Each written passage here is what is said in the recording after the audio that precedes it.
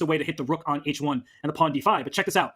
Pawn takes c6, bishop takes h1, and I think there's rook takes a7. I hope that works, but that's what I think white relies on, distracting the black rook, sacrificing both rooks in consecutive moves, and then once the rook is captured, pawn to c7, and you can't stop promotion. And Dave, this really was a process of elimination for me because I didn't quite understand what white was going for and why the evaluation bar would say white would ever be better after bishop e4, but now I get it.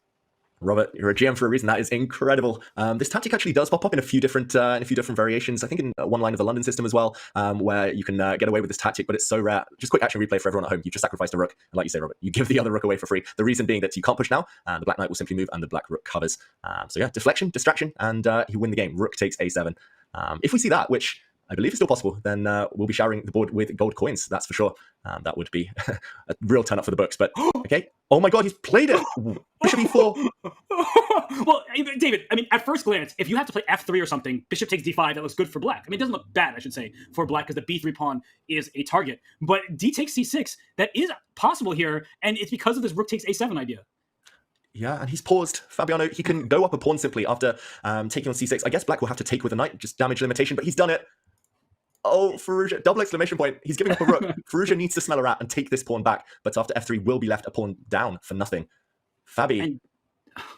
Sorry, go ahead, Dave. I can't get over what just happened. And for Firouzja, as you said, I think he knows now that Fabiano isn't just blundering a rook in the corner. There's no more bluffs. No more bluffs. And credit to his poker face, Robert. Just looking at the camera, Firouzja hasn't reacted. If I had just fallen victim to this trick, this devilish trap, then I would be sitting there head in hands, just hating myself, hating life, just telling myself I need to study openings. He's lost a pawn for free after 7 moves, and he's walked into a potential brilliancy, but he needs to recompose himself. Just take this pawn back. Oh, I kind of want to see bishop takes h1, though. Just that would go down in all the chess books forever for history. Oh my God! What? He didn't see it. Oh my God, it's on the board. There's no way. Wow. This is once in a lifetime stuff. Fabiano on the camera, Robert, smiling. He knows wow. This is immortality stuff.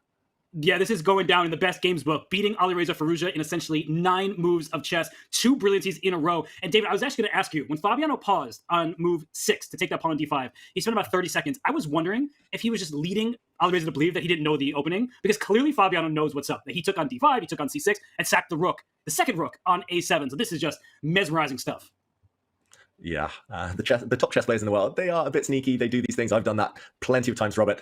Spent 5-10 minutes pretending to think and just to lure my opponent forward along a variation to lull them into that false sense of security. And Firouzja, I'm just amazed he took on h1. Surely after white gives you a rook for free, you pause, you think, you kind of mistrust your opponent. But yeah, this happens, and 9 moves he can resign. I mean, the problem for black is it's just